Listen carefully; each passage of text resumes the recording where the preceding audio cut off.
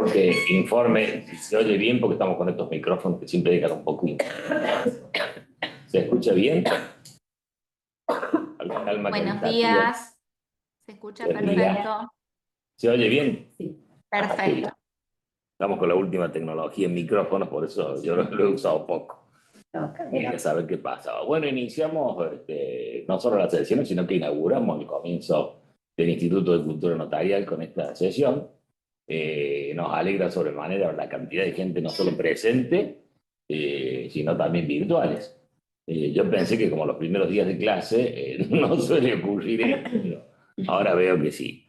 Nos alegra en particular el interés y la vocación de estudio y de compartir, ¿no?, la experiencia y el conocimiento.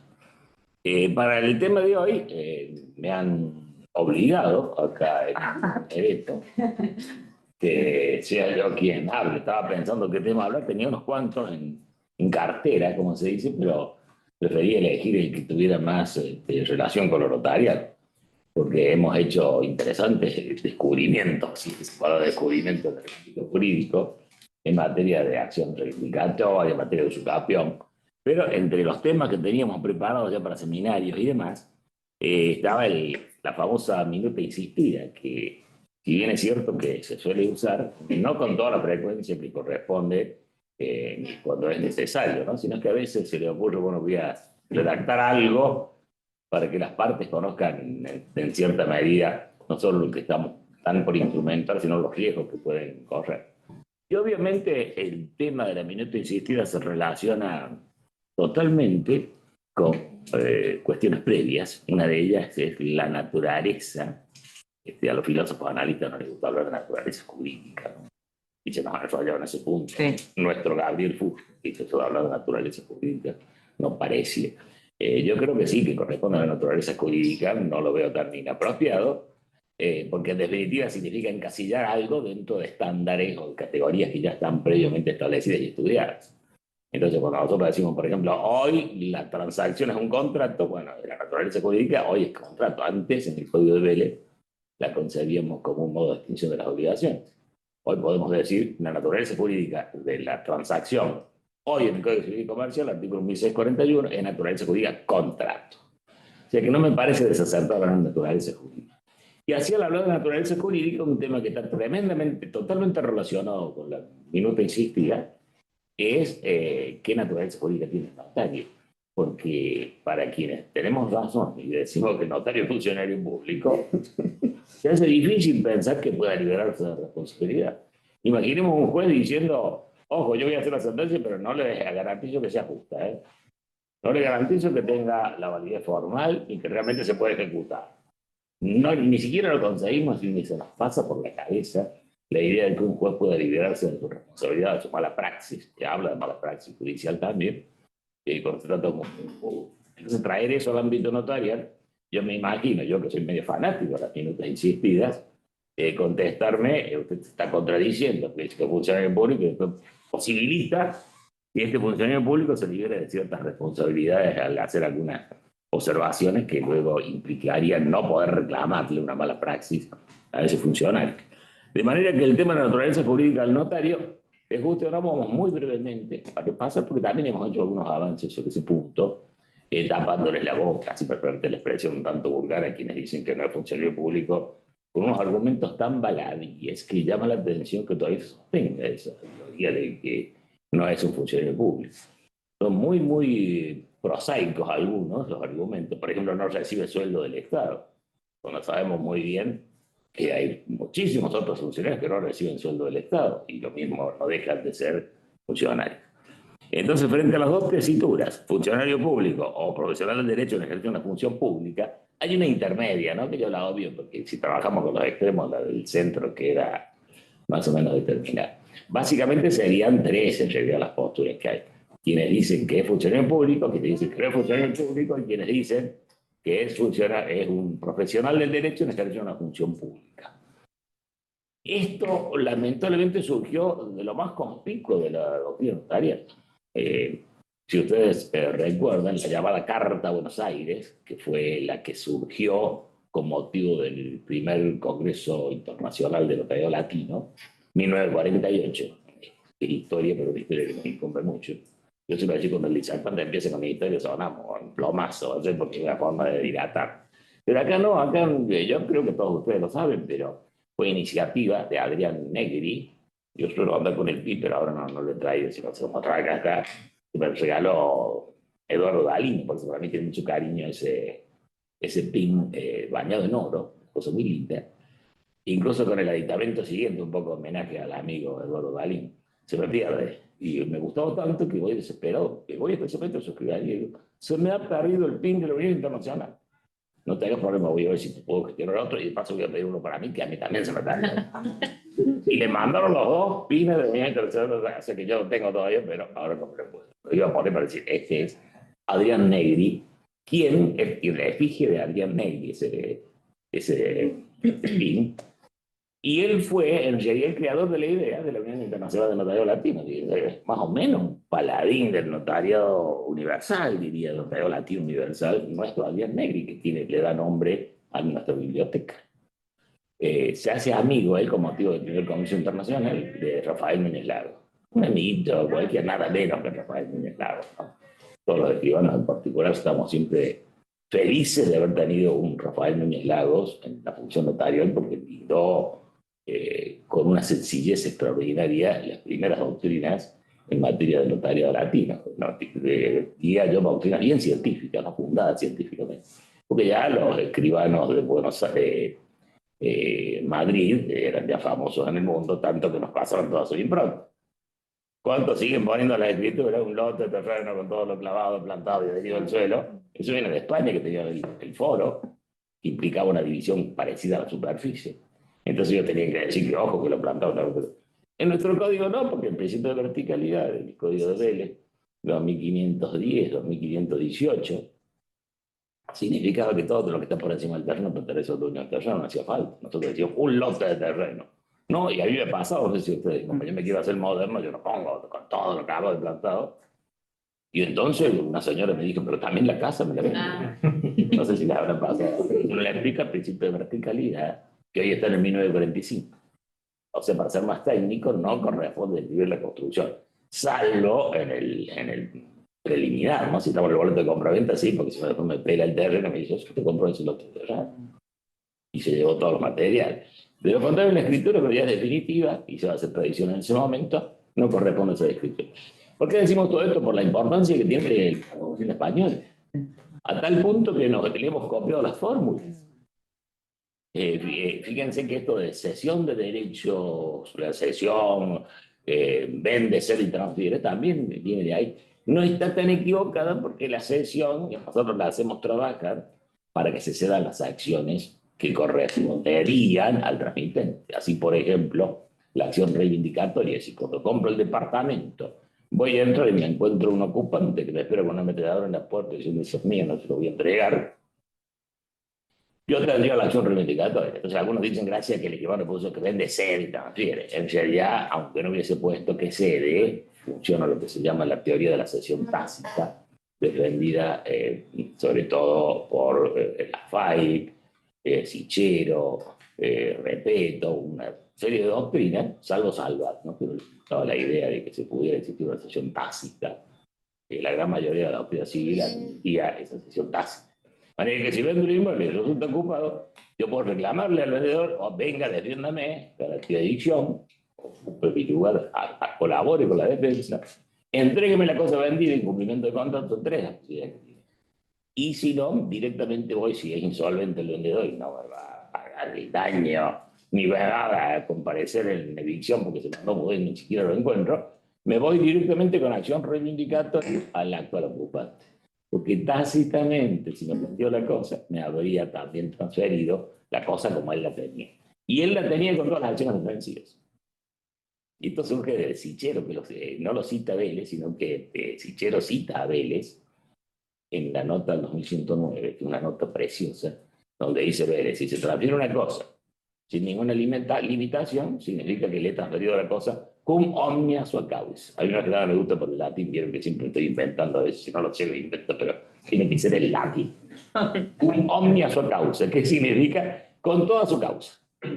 Si la causa le prodigaba esta defensa, que es la acción reivindicatoria, cuando yo adquirí esa causa, que la transfirió a mí, también me genera a mí la acción reivindicatoria. Todo esto para dar una idea de cómo las fórmulas españolas repercutieron en nuestras tradiciones. A mí me gusta, porque me gusta la tradición, me gusta saber los orígenes. No soy de eso que dice ahora estamos en una novedad. Lo nuevo le tengo un poco de... Quizá por mi fanatismo también por Alberti, ¿no? Alberti en su base tiene una frase que es una belleza, que a mí me la remarcó un alumno. Fíjense, yo suelo decir que a veces la docencia enseña más al docente que lo que uno le puede dar al alumno. Un alumno dice, lo que usted acaba de decir, lo tiene en Alberti y le va a encantar. Y me entregó un papelito con la cita de las bases de Alberti. Y efectivamente Alberti dice ahí, la novedad de la ley es un defecto que no se suple por ninguna perfección. Miren qué frase, ¿no? Porque le falta pulirse, falta la jurisprudencia, falta la doctrina que la analice. Entonces eso de decir, oh, tenemos una ley nueva, no es lo mismo que decir tengo un traje nuevo. Ahí sí me alardeo. Pero la ley nueva es defectuosa porque le falta la experiencia, la interpretación, lo que los ingenieros llaman el ajuste, ¿no? El ingeniero mecánico, el ajuste de las piezas. Vieron el hablante de los autos, ya no tanto ahora por las nuevas técnicas, coche en hablante, auto en hablante. Significa que tengo que andar despacio hasta que se vayan ajustando las piezas. Bueno, eso pasa con las leyes y con las novedades en general. Por eso es que siempre se dice que a los viejos no les gusta que le cambien las cosas. Pero no es porque si tiene un fundamento incluso jurídico, en nuestro caso. Cambiar una ley se tiene que justificar para cambiarla. De lo contrario, tiramos experiencia, jurisprudencia y doctrina. Y a veces tiene otros efectos, ¿no? Como pasó con el 2015. Yo estaba indignado con el 2014, que con vigencia en 2015. Pero hay que reconocer que nos entusiasmó. Hasta Moisés España volvió a agarrar la máquina ahora y escribir. Y ya había dejado de escribir. Ah, mijo, ya no estoy para eso. Hombre. Hoy logró de Palma que volvió a escribir su relación subjetiva en el nuevo código. O sea, el entusiasmo que generó la novedad, la nueva tela para cortar, fue quizás mayor que el grave daño que se puede hacer frente a una ley que todavía no lo podemos interpretar bien, ¿no? De manera que estábamos elogiando a Adrián Negri, que se hace amigo de don Rafael Núñez Lago, y a Adrián Negri se le ocurre la idea, vemos que hay notariados en el mundo que se asemejan mucho, por lo menos en los elementos estructurales. No dudaban que el escribano era funcionario público en ese momento. Eso fue una duda posterior, quizá la culpa la tiene Pondé, que por un trabajo magnífico hay que reconocer, dice los escribanos, no son ni públicos, ni, no me acuerdo qué más, dice, usaba frases dentro de su trabajo. En el tríptico notarial, muy buena la obra de Pondé, se llama Tríptico Notarial porque estudia 3 temas notariales, en un libro como quien dice dividido en 3, ¿no? Y uno de ellos, el escribano, no es un funcionario público, contundente, me gusta también la gente que se juega, ¿no? Puede ser, pero es un tipo que no estudió bien, hay que jugarse, igual que el juez. Tienes razón, Pedro, pero hay que reconocer que Juan no. Ganó el pleito, Pedro. Hay que ser contundente, si no nos brindamos seguridad. Y eso hace Pondé, pero la conclusión no me gusta, yo que no es funcionario público. Y con tan serio fundamento que cunde mucho. Empiezan también a considerar acá en Argentina, a pesar de que el Código de Vélez manifiestamente consideraba que era funcionario público, empieza a pulular esta idea de que el escribano no es funcionario público. Y con el Congreso Internacional de 1948, que da origen a la llamada Carta Buenos Aires, también hay la Carta Buenos Aires en materia de derecho registral, Carta Buenos Aires en materia de notariado latino, surge la idea de fundar el notariado, la Unión Internacional. Advirtieron que había puntos tan semejantes que valía la pena que nos uniéramos todos los países que teníamos puntos similares. Hoy son 93, 94 los que integran, digo 94 porque como aumenta, capaz que haya algunos más, pero el último registro que tenemos 3 países que integran la Unión Internacional de Notariado Latino. O sea, muchos países, ¿verdad? Y en el año 50 se hace el segundo. Y ahí en el segundo es donde, a los fines de perfilar lo que era el notario latino, sale la famosa frase que a mí me parece espantosa, pero todos están entusiasmadísimos. Yo siempre en contra, bien con los chicos, a ver que mantengo mi juventud. Dice, el notario latino es el profesional de derecho encargado de una función pública. Una definición que ignora por completo nada menos que Aristóteles. Tuvimos la suerte de tener un Aristóteles entre los humanos que nos bajó de los árboles, suelo decirlo. ¿Vieron cuando dice esto es sentido común? Ese sentido común es la lógica aristotélica. Aristóteles nos enseñó a razonar. Yo suelo decir que si no hubiera sido por Aristóteles, todavía estaríamos prendidos con nuestras colas prensiles en las copas de los árboles, en las frondas de la selva. Cuando viene Aristóteles, nos descubre, por así decir, el rasgo fundamental de la humanidad, que es el ser animal racional, porque nos enseña a razonar, y esa es la purísima verdad. 384 a.C., ahí nace, démosle 20 años, digamos que 200 y pico antes de Cristo, no, porque eso es el 384, 360 antes de Cristo, comienza sus raciocinios Aristóteles y a compartirlos, ¿no? De manera que ignorar los conceptos básicos que nos va a decir todavía de una evolución, poco se evoluciona. Aunque parezca mentir, el 384 a.C. fue la evolución más importante de la civilización humana, con Aristóteles. Y él, por ejemplo, cuando se trata, él tiene incluso toda una sistematización de la ciencia, ¿no? Es el primero, si se quiere, que determina que hay ciencias blandas, como las nuestras, que son las más lindas, porque entusiasman más, se puede discutir más, y las ciencias duras con el rigorismo técnico que no permite discusión. Y entre otras cosas, él dice que es una definición. Dice que definición consiste en ir al género próximo y marcar la diferencia específica. Género próximo, profesional del derecho. Diferencia específica en ejercer una función pública. No está bien planteado decir que el notario es un profesional del derecho en ejercer una función pública, porque hay otros profesionales del derecho que cumplen una función pública. Es un error, diría yo, de Aristóteles, que Aristóteles hubiera dicho: no entendiste nada, pero ¿y qué? Nos falta la diferencia específica. Los jueces son profesionales del derecho en ejercer una función pública. Los fiscales son profesionales de derecho en ejercer una función pública. Y así podemos mencionar todos estos funcionarios para el cual se exige el título de abogado, licenciado en Derecho, como se llama en España, especialista en Derecho, para que pueda ocupar ese cargo. Entonces, ¿dónde está la diferencia específica? ¿Qué diferencia a un juez de un escribano? Según la definición que da el Congreso Internacional, el segundo Congreso Internacional, no habría diferencia, ¿eh? Una definición espantosa que ignora lo fundamental, que nos tiene que marcar la diferencia específica. Hay que reconocer que lo notarial no es una función clara ni muy fácil. Todos somos tolerantes con lo que podemos considerar el error de los demás, y espero que también sean tolerantes con lo que puedan considerar errores míos, porque no es fácil. Por eso la confusión, el dilema que cambia de hace bastantes años. No tanto como uno cree, ¿no? Estamos hablando de mediados de siglo.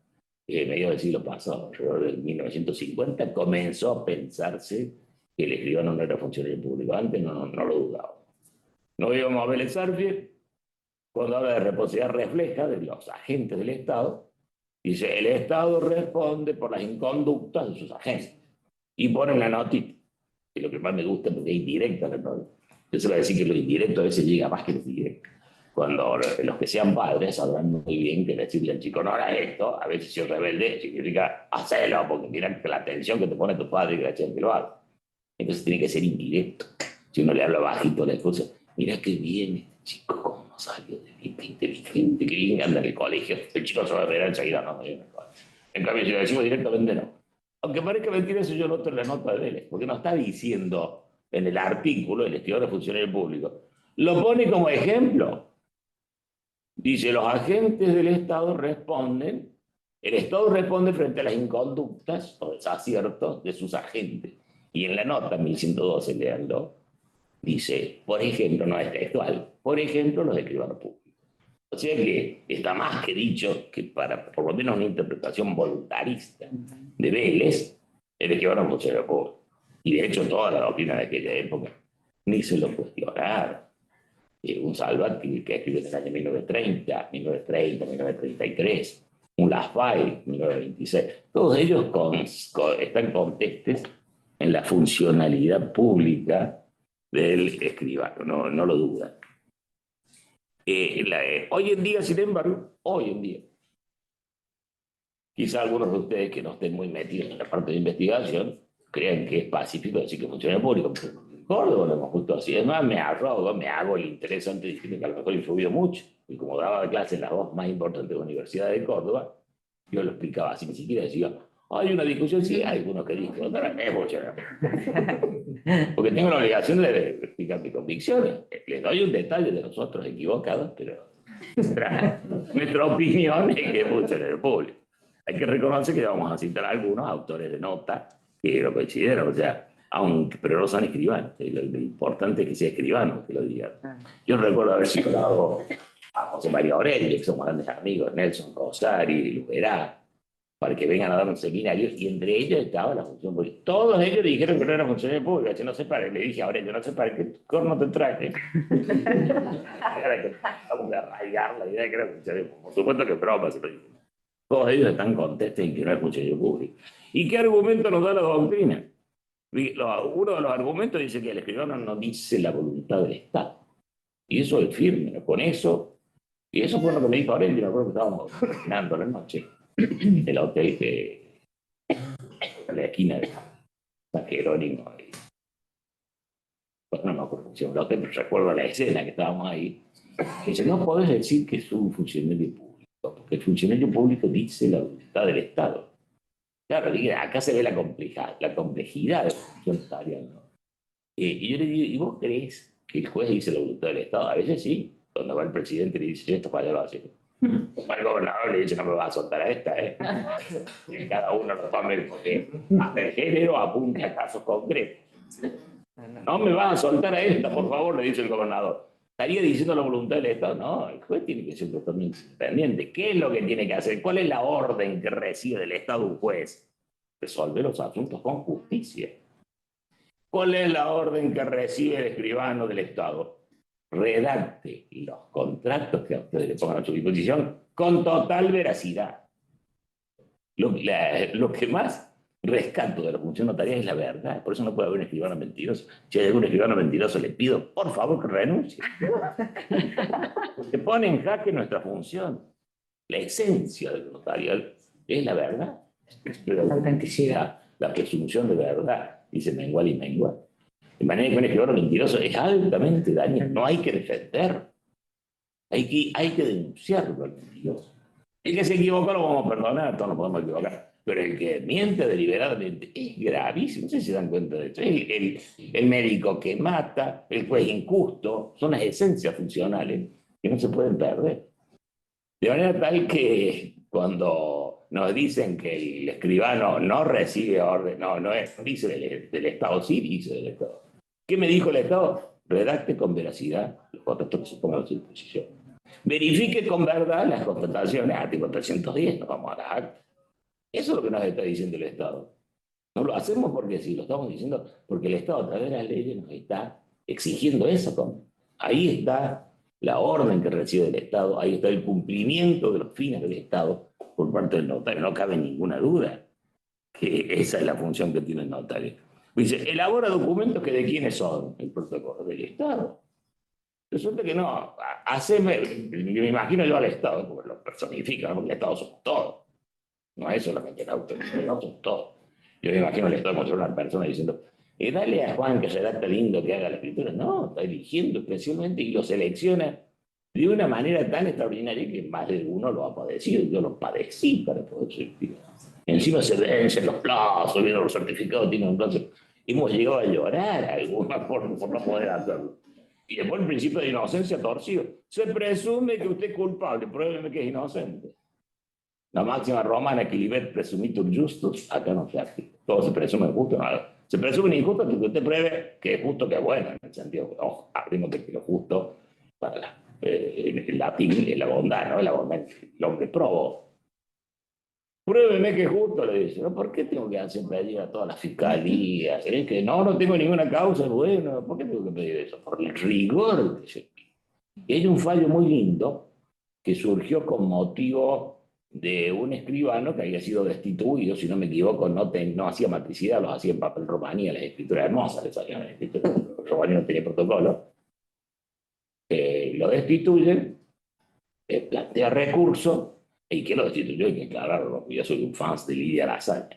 Ella se me y no solo eso, sino que vinieron a reclamar, plantearon acciones y se negó terminantemente a darle la matrícula, recuperar la matrícula, esta escribana que había cometido semejante van en recurso y le toca tomar un recurso de amparo al juez de control, que era Reinaldi en ese momento. Y Reinaldi larga un fallo que es extraordinario. La ley notaria, artículo primero de la 4183 de nuestro, exige que no tenga tacha. ¿Y qué significa que no tenga tacha? Y no se sospecha. De manera, dice el fallo, lo dice, ¿no? Y se la podría haber traído porque es fabuloso, que yo lo suelo leer en mis clases. Dice por ahí, no basta con ser simplemente inocente. Tiene que tener un plus. Tiene que ser más que inocente. Porque está la confianza del Estado en la veracidad que dice. Es un fallo hermoso y obviamente no le concede el amparo, lo pierde también. Y esa escribana que había hecho semejantes trampas dolosamente no logra ingresar gracias a este fallo, ¿no? De paso se lo menciono eso. El llamó a documentos del Estado. Tiene la obligación de prestar el servicio. Es un argumento crucial. Si va a un médico y me pide, opéreme del corazón, doctor. No, yo el corazón no sé operar, o sé, pero ya estoy viejo, tiemblo, puedo terminar cortándole un ventrículo y morirse usted. Entonces puedo decir, no, yo no hago ese tipo de trabajo. Al escribano no se le puede decir. El escribano tiene la obligación de prestar servicio. Más allá de que tengamos algunos artilugios para salvarnos, ¿no?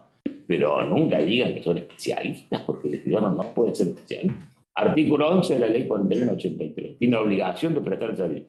Y dice que debe ser de los únicos funcionarios y los jueces que la tienen. El juez no puede, esos pretextos, decía Beresapio. Artículo 17, si no me equivoco, 16. Capaz que lo tengan anotado de acá. Porque me encantaba eso, compararlo con la función notarial. No tengo el otro código. Pero acá está, dice, el juez debe resolver los asuntos que sean sometidos a su jurisdicción mediante una decisión razonablemente fundada.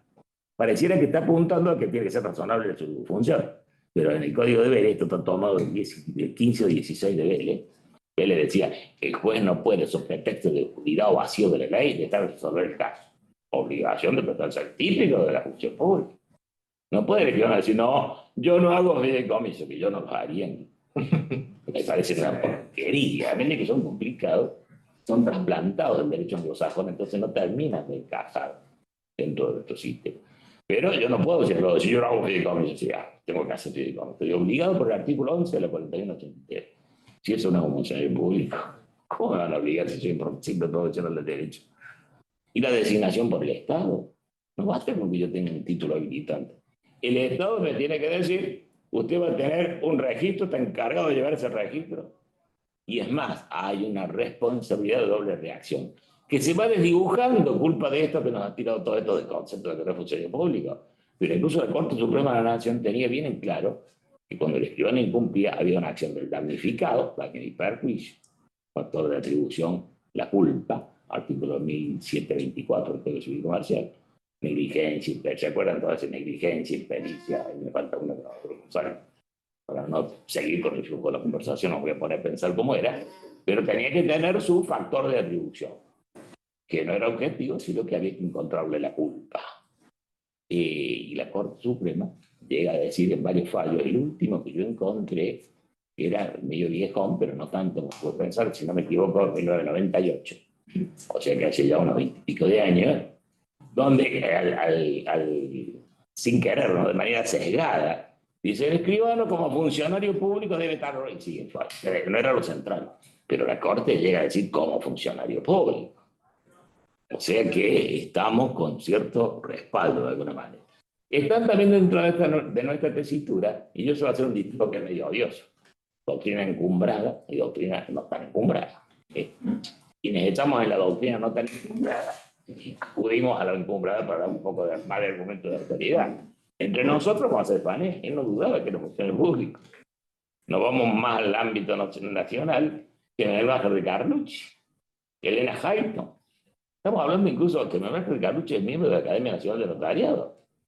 Ella, público en sus libros, Saucedo, autor de primera, pero tiene, dice, temor escénico. Lambre, que dice.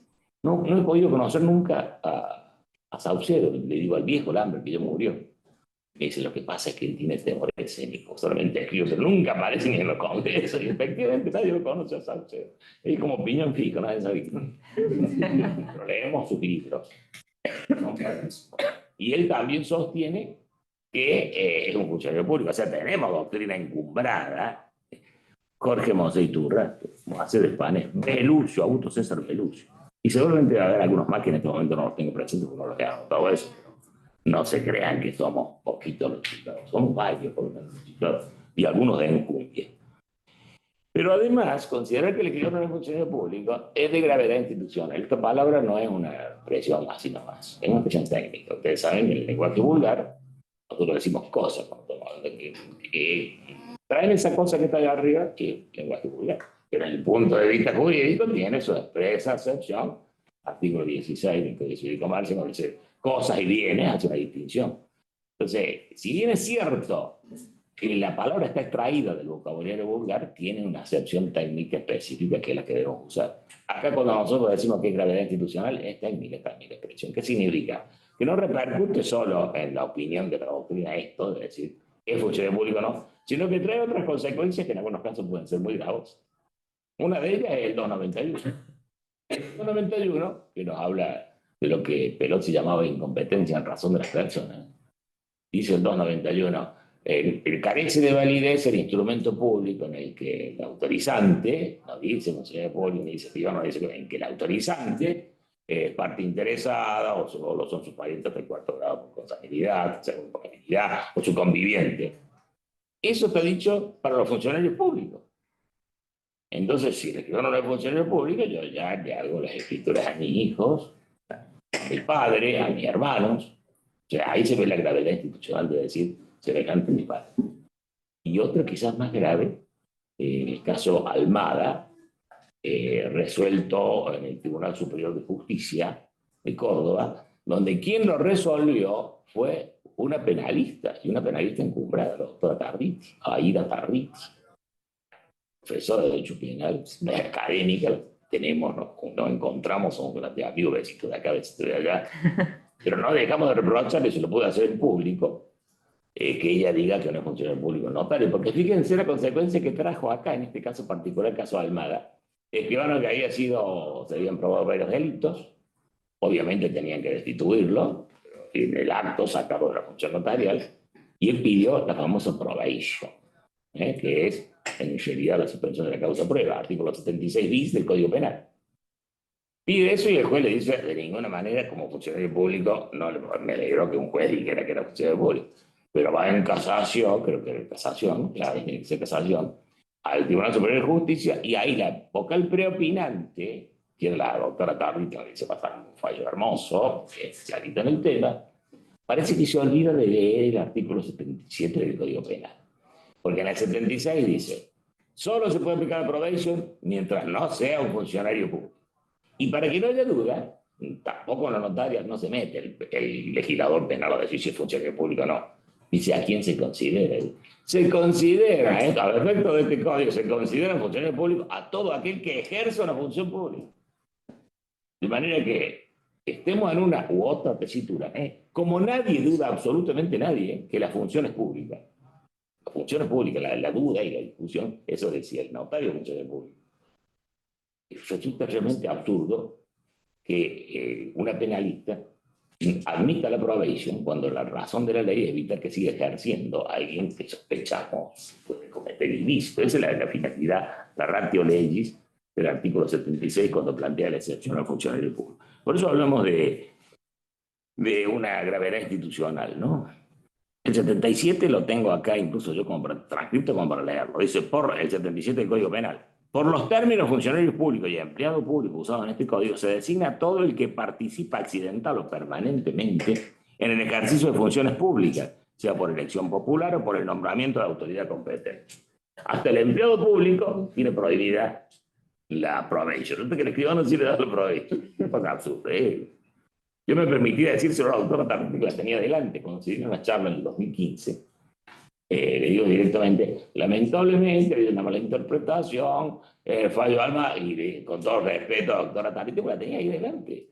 Fui muy valiente, todavía me asusté. Y tengo la prueba para eso, porque si ustedes se meten a las conferencias que se dictaban en el Poder Judicial en ese momento, la charla, El tema es los instrumentos públicos en el Código Civil y Comercio. Instrumentos públicos y privados en el Código Civil y Comercio. Como está filmada, se la ve a la doctora Tarlit en un momento que se firma el público, se la ve a la doctora Tarlit y se me escucha a mí cuando digo con todo respeto, doctora Tarlit. Algún alumno se me metió y dijo, sí, yo lo vi, lo escuché. Para probarlo, pues, se hace el macho este y aquí está dicho, y lo pueden ver ustedes en la filmación. Lo que no se ha advertido también en quienes dan estos argumentos es que hay dos planos en el instrumento público. Y marca muy bien Núñez Lagos. Hay un plano formal y un plano material. Todos nosotros lo sabemos porque es la secretaria. Una cosa es la validez del acto que estoy celebrando y otra cosa es la validez del documento que lo porta. Ya sabemos que si el documento que lo porta falla, también falla el contenido, porque es la copa que se derrama, que hasta un juez penal también citó esa frase de la copa. Se rompe la copa y se cae el contenido. Por más bonito que esté, vinieron las partes contentas, firmaron todo de acuerdo, el escribano leyó una pintura y ni siquiera errores de sintaxis la escritura, estaba perfecto el acto, pero el instrumento adolecía de una falencia, se rompió la copa y se cayó esa belleza que hay. Dijimos, por bueno que sea el vino, si se cae, no va a haber sommelier que venga y pase la lengua del piso, así lo vamos a contar. Ergo, eso fundamenta por qué las nulidades instrumentales son nulidades absolutas, porque se cae el contenido. Es la única forma de que quede claro con esa metáfora por qué las nulidades sustanciales formales, también generan la patología en el ámbito sustancial. La parte el contrato de compraventa estaba hermoso, pero se cayó. Se rompió al romperse la copa. Acá pasa lo mismo. Al tener nosotros estas dos partes del documento, una material y otra formal, ahí aparece la minuta insistida. Cuando yo hago una minuta insistida, nunca va a ir por la parte formal, porque ahí soy funcionario. Pero si nosotros nos ponemos a pensar quiénes son los autores del contrato, los autores del contrato son las partes, no es el escribano. El escribano tiene que saber también el contenido, redactar el contenido, saber de contratos, saber derecho civil, saber derecho comercial y administrativo, para que lo redacte correctamente. Pero bien puede ocurrir que una parte quiera hacer algo que el escribano duda sobre si vale o no vale. Ya no estamos hablando de la forma, donde no nos van a poder excusar. Imaginemos, el escribano quiere que nos redacte una escritura, pero entre Juan y Pedro, pero Pedro no va a firmar. No, señor, ahí no puedo excusar. Se deja constancia que he informado a tal que si falta la firma en uno y claro lo mismo, no, ahí ya estaríamos dentro de esa observación que habíamos imaginado, diciendo cómo un funcionario público puede excusarse de cumplir su función, porque en donde no se puede excusar es en la parte de función pública. ¿Y cuál es la parte de función pública? Pues la forma. Ahí no se puede excusar.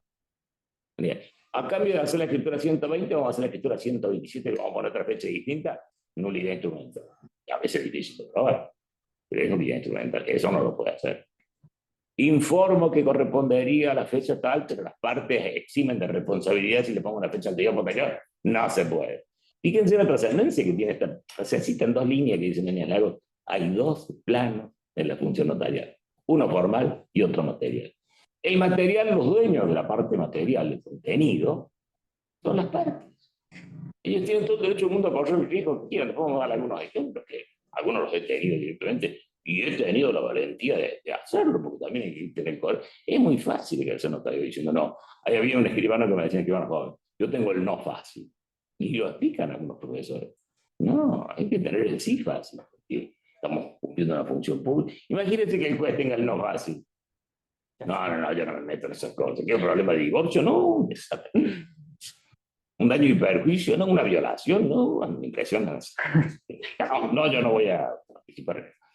Obviamente tenemos la necesidad de otorgar el acta. Yo cansé un testamento, pero el sujeto casi que no, oye, bueno, tienen los recursos legales para hacerlo. No, yo cosas sospechosas no haga cosas sospechosas, mientras tengan validez. El problema lo podemos tener frente a veces a la ignorancia de la ley. Hay gente que ignora la ley y mira lo que ha hecho el escribano. Vieron que en las actas, la parte que viene nos relata el motivo de nuestra actuación, por qué le necesita nuestra actuación, dice que intenté pagarle y no me recibió el pago, y cuando se lo leemos a la que dice, eso es mentira, yo no voy a firmar eso porque es mentira, no, esto lo está diciendo. Eso que es tan sencillo, hay jueces que no lo compren. consigna un montón de mentiras, sí, pero son mentiras del sujeto. El acto es perfectamente válido. Porque realmente el sujeto dijo que no le había ido a pagar, porque realmente el sujeto dijo que le había ido a pagar. Pero eso no es prueba. No obstaculiza ni su firma, ni obstaculiza la validez del acto, ni se destruye con argución de falsedad. Es cuando el funcionario, o sea, la forma, el funcionario integra la forma, cuando el funcionario falla, no cuando las partes fallan. Entonces, ya empezamos a perfilar que es perfectamente válida, aún en la función notarial, la famosa minuta insistida, donde yo puedo liberar, informo, hago un testamento, leo todo me viene a mi sobrino Juan. ¿Pero usted tiene hijos? Sí. Entonces, sus hijos lo van a impugnar. ¿Va a ser válido el testamento? Por supuesto que sí, pero es susceptible de impugnación. Eso merece una minuta insistida. Una donación, le voy a donar todo a mi hijo Pedro, que es el único bueno. Tengo los otros dos, son unos atorrantes, no vienen a ver nunca. No quiero que los otros reciban nada. No, pero ojo que le van a poder impugnar. No me importa, exactamente van a impugnar, se defenderán. Dicen, ¿hago la escritura o no hago la escritura? Por supuesto que sí, tengo la obligación de pretender servir, pero se necesita que quede constancia de la explicación que yo le he hecho en cuanto a que las otras partes pueden impugnar. Ahí está la minuta insistida, que no solo es necesaria, que no solo es útil, sino que es necesaria, es imprescindible hacerla. De lo contrario, como las palabras se las lleva el viento y lo escrito queda, verba volant scripta mane, decían los romanos, las palabras vuelan, lo escrito queda, hay que hacer un documento escrito que va a ser la famosa minuta insistida, parecido a las disposiciones del artículo 59, cuando le damos directivas anticipadas en el 60, o el médico nos explica, vea, lo vamos a operar el cerebro, tenemos que sacar el cerebro, ponerlo en el congelador un rato mientras trabajamos el otro. Le informo que hay un riesgo, para que cuando si este sujeto muere o queda paralítico, no venga a decir mala praxis, no, yo le informé que el tercero. Eso fue sobre todo después del caso Buteler acá en Córdoba, ¿no? Que determinó incluso el suicidio de Buteler, y meses después salió el fallo absolviéndolo, considerándolo, sobreseyéndolo. Él era tal la indignación y el menosprecio que sentía la comunidad que lo había demandado un médico de mucho prestigio, que se suicidó. Fíjense el daño que hizo la denuncia. Pero ahí se generó esto de el consentimiento informado, que subimos a la silla, a la aerosilla, y también nos hacen firmar papelitos diciendo, ojo, se puede cortar el cable. Y cada vez que firma eso, mi señora no quiere hacer las cosas. Y yo, no, porque ya lo conocen. ¿Me voy a hacer buceo? No, toda la compañía le hacen firmar eso. Un poco es el 59, y es la minuta insistida, ¿no? Informar el riesgo. El obstáculo de que es una función pública y por eso no se puede liberar responsabilidad, para mí queda salvado con este doble plano que se ven en los documentos notariales. Pero hay otra cuestión previa que también tiene su trascendencia, quizás anterior a la que acabo de desarrollar, que es si se trata de una obligación de medio u obligación de resultado. Como ustedes saben, artículos 744, 774 del Código Civil y Comercial nos distingue la obligación de medio de resultado. ¿En qué consiste la diferencia? En una yo garantizo un resultado, en la otra pongo todo, mi voluntad, mi pericia, en tratar de lograr ese resultado, porque si no lo logro no es lo mismo que una obligación de resultado no lo logre, cuando soy culpable, por decirlo de alguna manera, trabaja la responsabilidad objetiva ahí. Cuando la responsabilidad del resultado. Ocurre que esta responsabilidad, esta clasificación en medio del resultado, el Código Civil la mete como hicieron varios de los autores, ¿no? Ignoraron toda la doctrina, no ignoraron en el sentido que no la sabían, sino que la desplazaron y pusieron su propia opinión. Elena Hayton se caracterizó por hacer eso. Una y otra vez se ven las opiniones de Elena Hayton, que a veces era la única que lo sostenía en el código. Entre ellos, la eliminación de la teoría del título y modo en las acciones originarias, donde tenemos un López de Zavalía en parte contraria. Ella dijo, el título y modo es imprescindible para adquirir los derechos reales cuando el modo es derivado. Como queriendo decir, en los originarios no hay título y modo, y si hay título y modo, en todas hay chillos. Es para darles una idea de cómo los autores a veces se meten. Y acá pasó lo mismo, no sabemos quién fue, pero una gran mayoría de la doctrina consideraba que esta clasificación no era correcta. Le faltaba, en términos aristotélicos, el fundamentum divisionis. Cuando Aristóteles también, dentro de su sistema de sistematización de la ciencia, dice que clasificamos por categorías, generalmente tienen que ser dos. Vico, en cambio, clasificaba en tres, pero Cuando Aristóteles dice tenemos que abrir dos categorías, una u otra, la alteridad también de la obligación obedece, una u otra. Para poder encontrar la diferencia hay que ver en qué se parece. Por eso la frase que es célebre de Aristóteles que nos hace pensar y es verísima. Dice, las cosas diferentes se diferencian en lo que se parece. ¿Me parece una contradicción? Si yo puedo decir que una pared es verde y la otra es blanca, es porque las dos tienen color. Entonces yo tengo que buscar, para hacerle una categorización y una clasificación, en qué se parece. Entonces acá tendría que buscar cuándo la obligación es de medio y cuándo es el resultado, con un fundamento de divisiones adecuado, que no existe. Moisés Panes a nosotros nos decía, mi hijo, nos mijeaba siempre, mi hijo, la obligación de medio y resultado, esa clasificación no existe. No hay un fundamento adecuado para categorizarla, porque toda obligación, decíamos Moisés Panes, es de medio y resultado a la vez. Y ahora me ha tocado leer varios trabajitos que aprovecho para invitar, que me acordé, lo tenía anotado acá, pero no estaba leyendo, entonces iba a olvidar.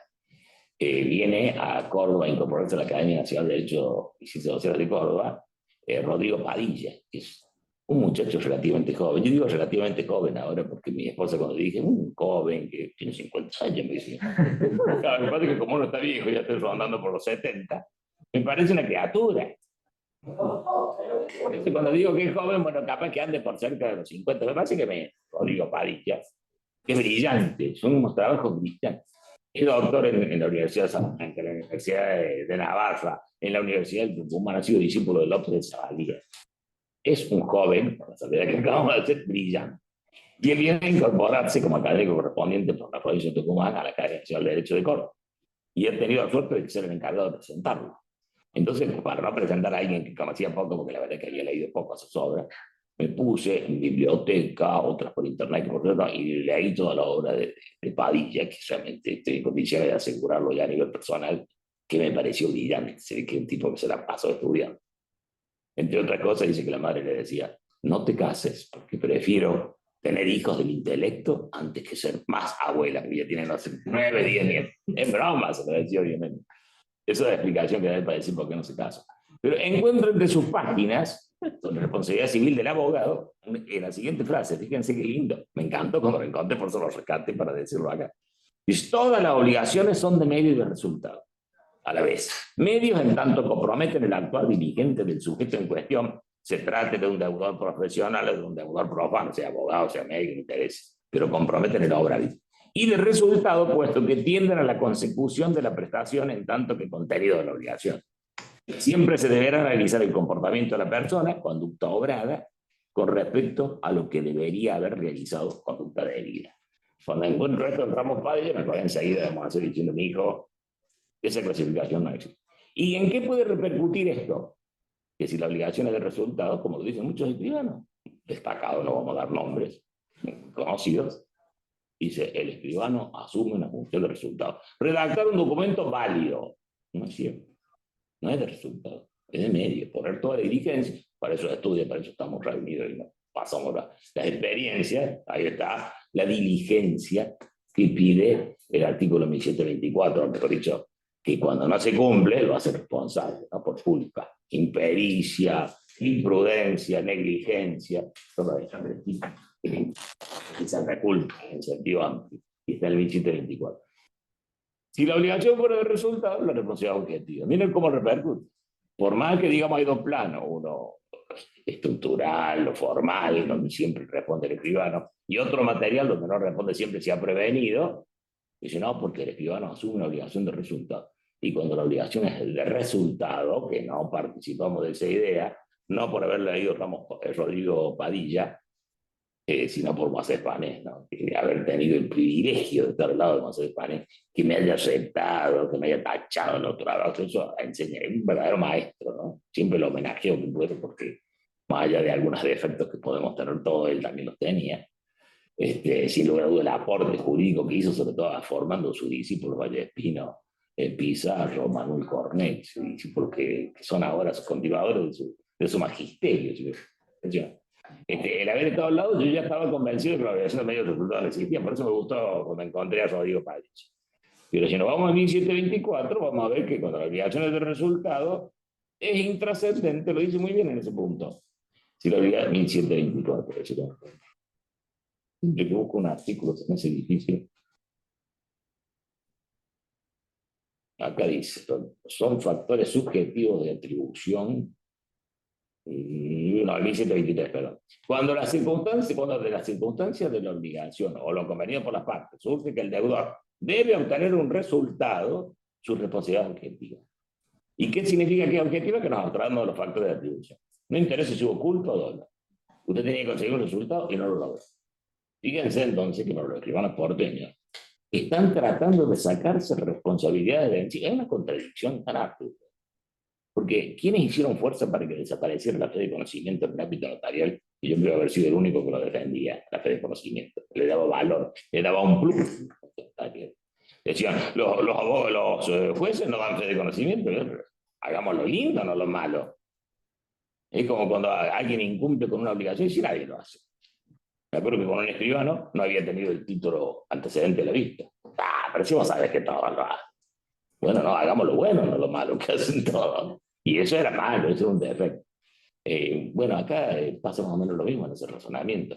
Sí, como dicen algunos autores muy enjundiosos, la responsabilidad siempre es de resultado. Usted tiene la obligación de hacer un título válido. Es más, lo usaban, y me lo han dicho a mí, para posibilitar el distracto, de algo que no existe mucho, pero lo usan, en Buenos Aires lo usan muchísimo.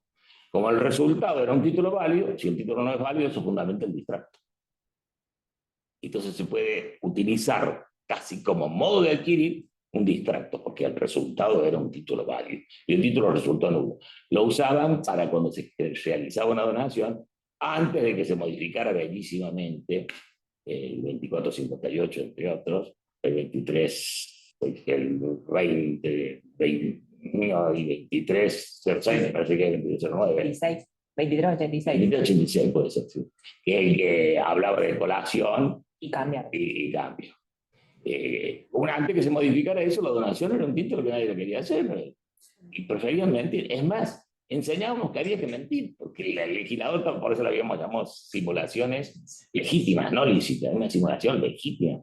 Porque frente al disparate que decía el legislador y la jurisprudencia, tenemos que saber un poco el valor de los títulos. Entonces venía a donar, pero no, póngale donación, póngale venta, porque si no, no se lo van a aceptar como garantía en el banco, todos esos problemas que ustedes saben muy bien. Habíamos tenido la idea, y está en un trabajo nuestro, de hablar de simulación legítima, no lícita. No es lícita en el sentido técnico-legal, porque busca burlar en definitiva la normativa, pero como la normativa era tremendamente injusta, ahí estaba la legitimidad, ya no la licitud, sino la legitimidad de simular, para que realmente el título le valía. Si no, no podía ser donación. En definitiva, volviendo a lo nuestro, para quienes dicen que la responsabilidad del notario es de resultado, que la obligación es de resultado, no sería factible, digo yo, a la menos que se comprometa a que el resultado sea válido, como le hace firmar. Usted me libera de responsabilidad. Frente a todo esto, parece que dijimos que lo formal es de resultado y lo material es de medio, si quieren ustedes hacer con esta distinción, ¿no? Al ser siempre lo material de medio, yo pongo la diligencia para que el título sea válido, pero no tengo la culpa de que después venga un heredero que ni siquiera me informaron y impugne la donación. No tengo la culpa de que yo no me di cuenta y el sujeto estaba totalmente loco, pero no lo advertí, lo disciplinó, hizo un testamento, después se hace una pericia, y dice, no, desde el año tal, no tiene raciocinio, el que estaba llanura del acto, que conseguía tener el escribano, no se notaba. Entonces, lo que nosotros nos comprometemos como resultado es la validez documental. Me olvidé de leer el testamento, me olvidé de decir que los testigos estaban desde el principio al final, como dice el 2479, y que por eso los cierres de las escrituras del testamento están llenas de cosas, ¿no?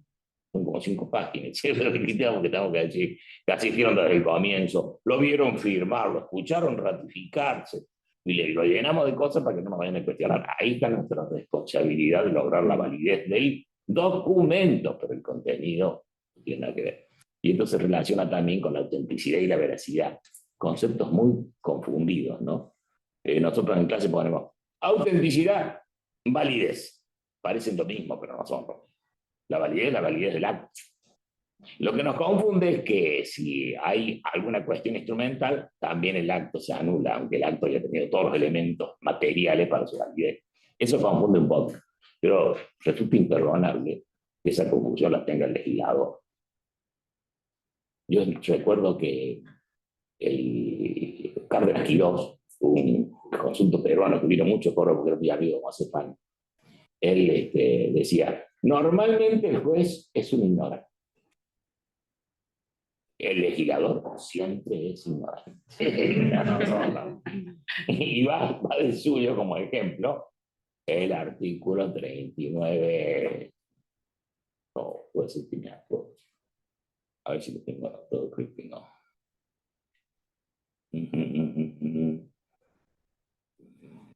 23-39, lo tenía anotado. Y en mi memoria empieza a flaquear por los años 23-39. Fíjense el disparate que dice el legislador acá a propósito de esta distinción entre autenticidad y validez. Dice, el testamento está regulando el testamento. Si el testamento de valor debe ser presentado judicialmente para que se proceda previa apertura, si estuviera cerrado, dejar constancia del estado del documento y de la comprobación de la autenticidad de la escritura y firma del testador, mediante pericia caligráfica, etc. Y después al final dice, la protocolización no impide que sean impugnadas la autenticidad ni la validez del testamento, pero es lo mismo. La autenticidad se probó. Para eso se hizo el cotejo de letras, para eso se buscó un perito que dijera la firma pertenece, la firma pertenece. Después dice, el instrumento fue firmado y escrito totalmente a mano por el testador. Eso es cosa juzgada. ¿Cómo venía a decir después, no, vengo a cuestionar la autenticidad? Ya se juzgó. La res judicata pro veritate habetur, cosa juzgada de Secretaría de Poder. Eso es el conocimiento de la ley, por parte de una vergüenza. Todo lo opuesto a lo que dice el 866 del Código Procesal de Córdoba, cuando no los cordobeses no la adoptan. Está perfecto redactado, porque dice, a una vez protocolizado, podrá cuestionarse la validez, no la autenticidad. Y ahí se ve claramente la distinción entre la forma y el contenido. Por ejemplo, puedo cuestionar la validez, impugnarla, si soy un hijo y mi padre cuando hizo el testamento me burló en mi porción legítima. Es decir, señor juez, vengo a impugnar ese testamento porque está vulnerando mi porción legítima, artículo 2444 del Código Civil y Comercio.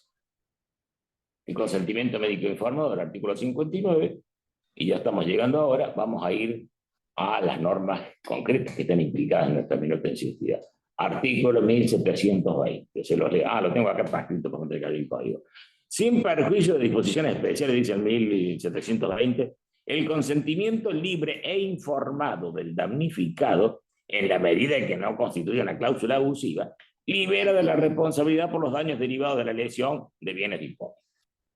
Esa es la norma nuestra.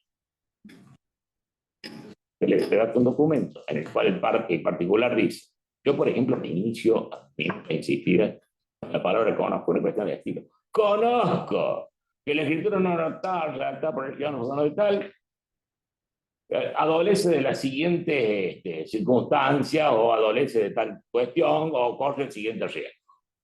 En doctrina cordobesa se estima que no se puede aceptar lo cual cosa.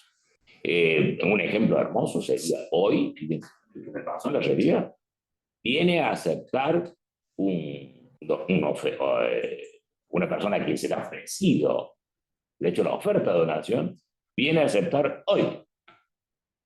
No, pero es que eso ahora no se puede, por el artículo 1500, 1400 y pico, 1456 me parece que es. Dice que tienen que estar en vida el donante y el donatario. Es un disparate pretender hacer funcionar esta norma cuando se redactó, pero toda la doctrina, incluido Mosés Pané, que Melmacher de Carlucci se había atrevido a decir, no, si la donación fue antes, se aplica el Código Viejo. Y con el Código Viejo, artículo 1793, o 95, por ahí anda, podía el donatario aceptar, aunque hubiera muerto el donante. Obvio es que hoy puede aceptar el donatario, aunque hubiera muerto el donante, porque la que se celebró durante la vigencia del Código de Vélez. Eso dice que Melmacher, pero lo dice, lo decía tan gracioso, tan simpática. Obvio, diciendo, si la donación se celebró antes, no me vengan a aplicar el Código nuevo.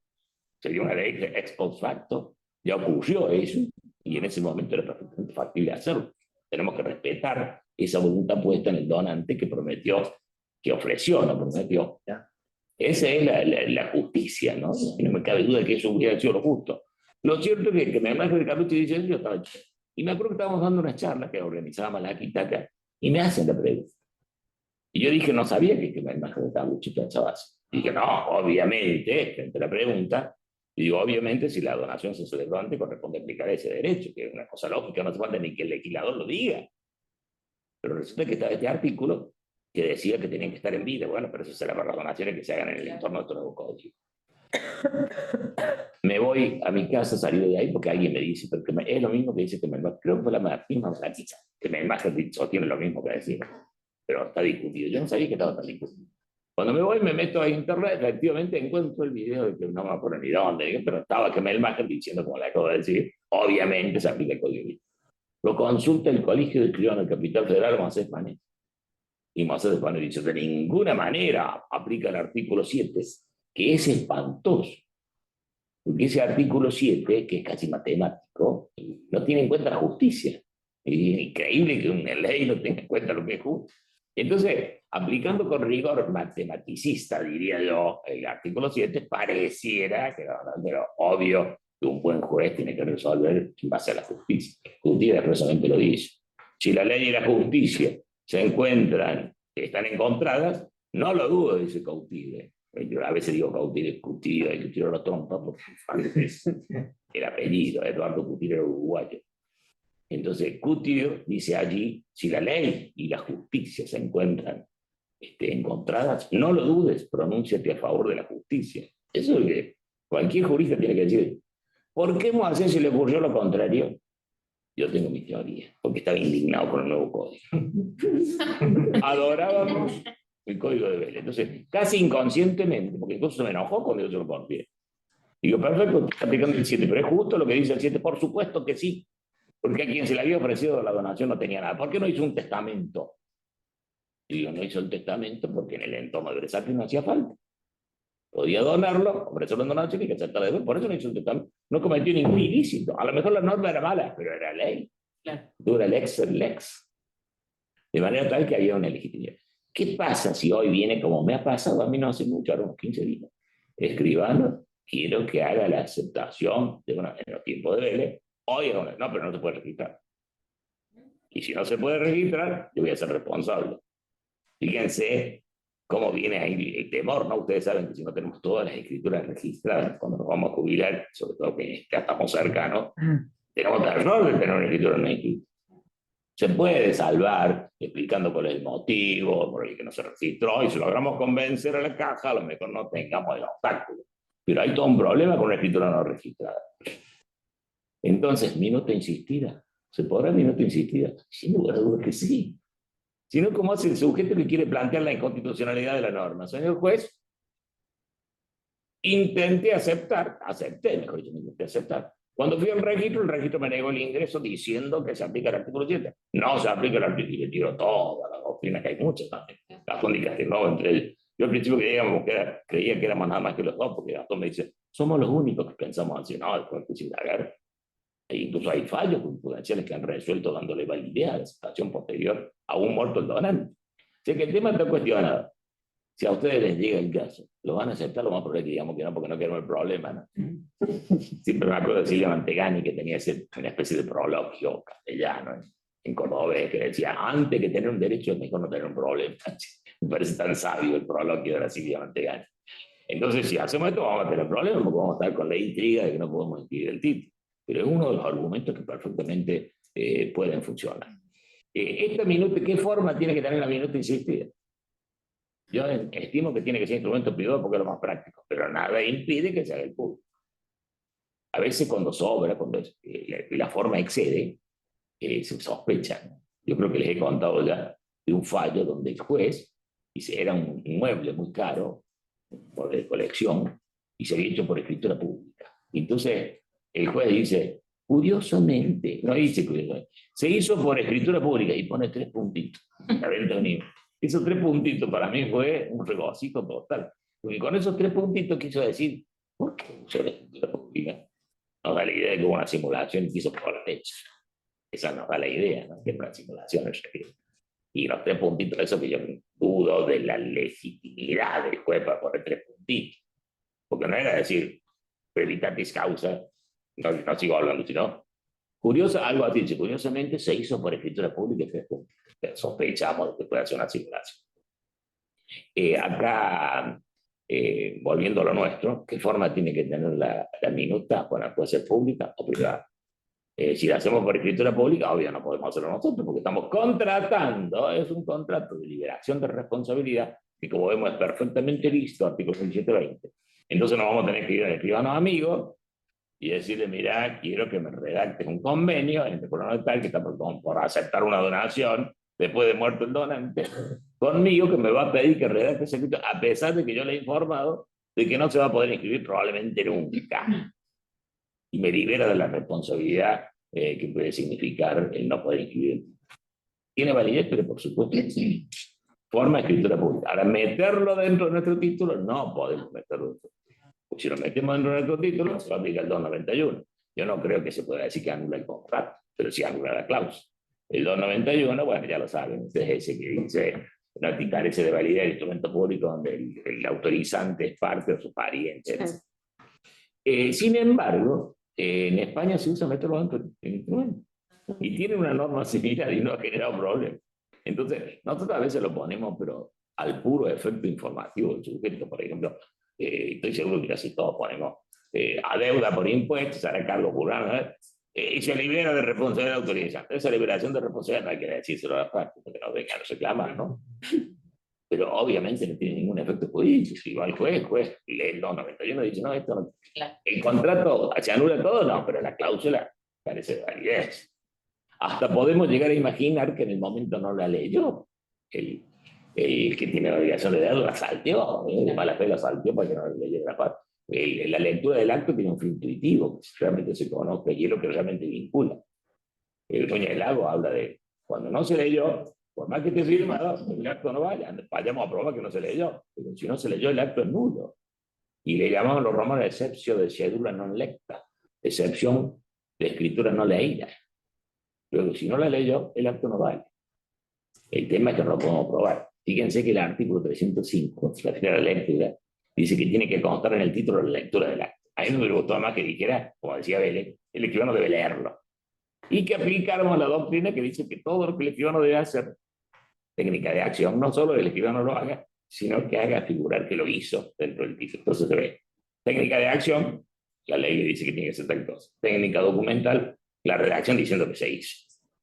Los testigos deben estar presentes del principio al final del testamento. Entonces no solo tienen que estar, sino que el escribano tiene que decir, en este caso lo dice expresamente el artículo, el escribano debe hacer constar que estuvieron presentes del comienzo a fin. Ojo, que si no lo ponemos, alguien puede tildar de nulidad. Después tengo como una forma de dar finiquito a esta charla algunos ejemplos particulares. Por ejemplo, uno de ellos, la escritura sin certificado. El escribano, quiero vender mi inmueble, acá está la escritura. Bueno, venga a hacer la semana que viene. No, ahora tiene que ser. Me voy a ver cuánto me queda en 3 horas y media. Salgo para Europa y probablemente venga dentro de 10 años y quiero vender la cosa. No, no se puede, porque el certificado registral es obligatorio. Es obligatorio el certificado registral, es otro tema que da para una charla. Sí. ¿Cuánto tiempo tenés? Un par de horitas. Pero como regla general podemos decir que de la norma surge la obligación. Ningún escribano, funcionario público, no volvamos sobre la bronca que me da que diga escribano, funcionario público, porque me han dicho funcionario público y ya estaba todo. Ningún escribano, funcionario público puede tener un acto sin tener visto el certificado registral, ahí está la obligación. Y la sanción no existe. Entonces, muchos autores, entre ellos García Coni, un día, ¿no? García Coni, el propio López de Sabarío lo insinúa, muy contundente, su derecho registral, elección de derecho registral se llama López de Sabarío, y derecho registral se llama la de Américo Cornejo, que también dice, no es obligatorio el certificado. Y García Coni propone un agregado al artículo, fíjense qué interesante, él dice, para gozar de la reserva de prioridad, ningún escribano, funcionario público, para otro. O sea que lo que le va a ocurrir simplemente a el que no pida el certificado no va a gozar de la reserva de prioridad, pero no es obligatorio. Y esto vamos a hacerle endurecido. según él era una obligación funcional ineludible. Y frente a una minuta insistida, redactada en esta forma, cuando a él le tocó conversar sobre el tema, no le digo conversar porque no puedo estar charlando, dice, las partes pueden liberar de la responsabilidad funcional del escribano, no funcional, sino profesional del escribano, pero no pueden de la funcional porque es obligación por ley leerlo. Y entonces estábamos en presencia de una media norma. ¿Recuerdan Kelsen y Cosio, era famoso? Siempre lo hablo y me parece fascinante. Todavía me compré un libro que ha salido hace un par de años, y justamente vos lo tenés. No, pero había escuchado de Kelsen. Claro, Kelsen y Cosio generaron una polémica y el orgullo argentino que Cosio, nuestro Cosio, Carlos Cosio, le ganó a Kelsen. Ahí me contaron gente que había estado en ese hace muchos años, ¿no? Un profesor de Derecho Comercial, se llamaba Guardiola, igual que nuestro amigo Juan Guardiola, apellido Guardiola, y él me dice que había estado con alguien que estuvo, algo así, era bien indirecto, y dice que Cosio, que era un tipo muy, muy perseguidor, le iba diciendo esto así, ¿no es cierto? ¿No es cierto? ¿Vos qué pensás? Que él se me lo imagino yo, ¿no? Mientras se tomaba el cafecito en el medio del Congreso, porque tal cosa, ¿no es cierto, Kelsen? Hasta que Kelsen se cansó y dijo, ¡ay, Kelsen! Y ese sería el triunfo de la postura argentina con la teoría ecológica de Carlos Cosio. Lo cierto es que los dos exigían la sanción. Dice, la norma que impera no es la que expresa la conducta deseada, sino la que sanciona. Y el 23 no tiene sanción. El genio de Moisés España me desbarató la teoría. Dice, la sanción está implícita. Fíjense qué lindo que además me dice funcionario público. La obligación, incumplimiento de las obligaciones del funcionario público. Ahí está la sanción. Por eso el legislador de la 17801, le encantaba la ley 17801, por eso no hizo falta y pusiera bajo sanción de tal cosa. No, no hacía falta. Si usted no cumple, incumplimiento de los deberes del funcionario público. Ahí está la verdadera obligatoriedad del certificado fiscal.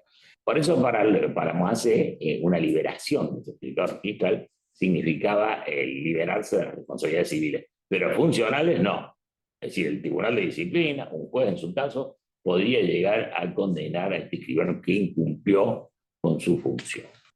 Y otros supuestos que se pueden dar y que se dan, de hecho, antecedentes defectuosos, asentimientos conyugales que faltan, distractos cuando están cumplidas todas las obligaciones, como ustedes saben, el distracto bilateral, el defecto de la palabra bilateral, se ponen de acuerdo las dos partes y vamos a eliminar vamos a dejar sin efecto la compraventa del inmueble.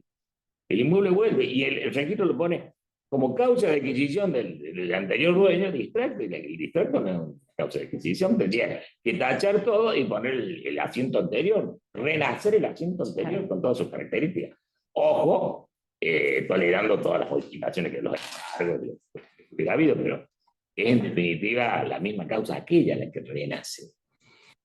En materia de toma cargo de embargos, los toma cargo de embargos en un momento fueron muy peligrosos porque había un fallo del año, me parece que para 29 o 2000, incluso llegado a la Corte Suprema de la Nación, que decía que si se toma a cargo un embargo, no le importaba a la Corte, como en nuestro artículo 14, que a mí me desagrada profundamente, el artículo 14 de la ley 5771, que dice que para tomar cargo y nos da la receta de cómo se toma cargo, quiere hacerse cargo personalmente, dice después si no está el límite del monto anotado, ¿recuerdan? Sí. Que las ponemos textuales. ¿Qué dijo la Corte? No, si se vende un inmueble embargado, no puede causarse daño al adquirente. De manera que si la cosa se subasta por culpa de ese embargo, se tiene que hacer cargo el vendedor. Yo un fallo que me acuerdo que en el colegio me distribuyó, ojo, salió este fallo de la Corte. Entonces empezamos a tomarle temor, por más que le pongamos el 14, como dice el artículo, existe la posibilidad de que algún chiflado, invocando el 1174 del Código de Vélez, que era el que decía, ¿se pueden transferir las cosas embargadas? Sí, pero hay que garantizarle al adquirente, se le está garantizando tácitamente, que si sufre un daño con motivo de que estuviera embargado, se lo va a tener que indemnizar. Entonces la minuta de insistividad apareció ahí. Le hago saber que yo... ¿Se imaginan que el comprador que juntó pesito sobre pesito, dólares hoy? Fue juntando para comprar algo y el equivalente le diga, ojo, que después de verdad se acabó la venta. Por supuesto que se acabó la venta. Nosotros no podemos ser partícipes de lo que sería el dolo. la aserción, maquinación de agentes laborales que han hecho, que estaba en el artículo 931 de BPI, no recuerdo cuál es el nuevo código, pero está definido igual. Oculto algo para que la operación se haga. Es como cuando decimos una pared toda machimbrada, seguro que atrás tiene una grieta. A veces hasta el machimbre lo han puesto rápido, con los clavitos que se ven y todo, nada más que para tapar todas las cosas. Ojo, las paredes machimbradas, aconsejar a los adquirentes, saque el machimbre para ver si tiene fisuras que puedan ser estructurales y demás. Si ocultamos algo, somos partícipes, cómplices, partícipes necesarios de esto que además de ser un vicio, el dolo como vicio de la voluntad, porque fui movido, fui realmente engañado en la adquisición, además de eso es un delito penal de estafa, soy partícipe, y además soy partícipe necesario, el artículo 45 del Código Penal.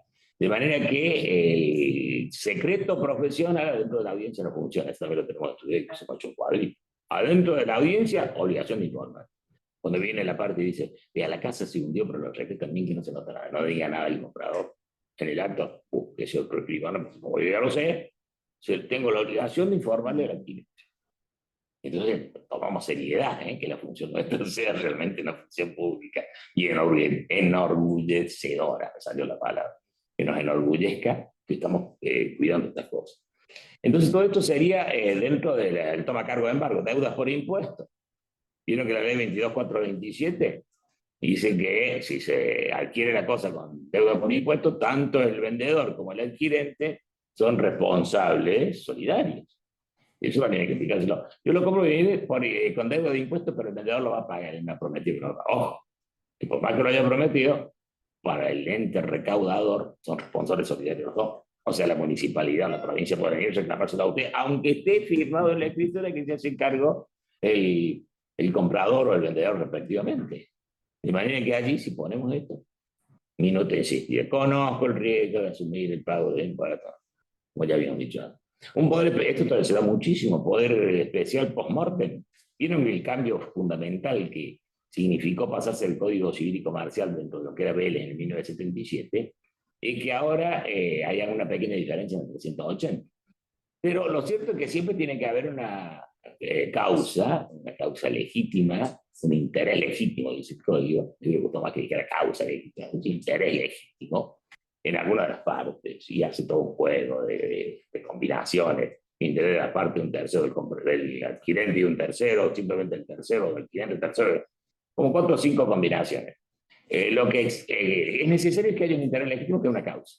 Esa causa, cuando dice legítimo, tiene que tener en cuenta que no puede ser algo gratuito. Hace poquito tuvimos un encuentro con un escribano muy conocido y me había agarrado bronca como si yo fuera el que impedía que valiera esa causa legítima. Pero la causa legítima era una adjudicación extrajudicial. Era una adjudicación extrajudicial. Era una donación a uno de los hijos. Bueno, para que sea, fíjense que el artículo 994, 995, que es muy notarial, y nos habla de las preliminares, el 994, el preliminar que sería el boleto de compraventa, que ahora le podemos llamar preliminar, si querés. Fíjense como dice, ¿no?